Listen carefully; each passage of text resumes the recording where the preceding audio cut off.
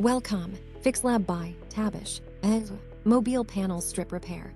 Full guide English. For mobile technicians. What is panel strip? Panel strip is the flexible ribbon cable attached to the LCD or AMOLED display. It connects the screen to the mobile motherboard. If it is damaged, the phone may show no display, white screen, lines on screen, touch not working, flickering display, tools required, hot air gun, multimeter, microscope or magnifier, jumper wire, 0.01/0.02 mm, flux, soldering iron, blade/scalpel, Captain tape, UV mask or solder mask, isopropyl alcohol, fine tweezers. Step 1. Check the fault. First, confirm problem is panel strip. Connect display to another phone or tester. If display works right,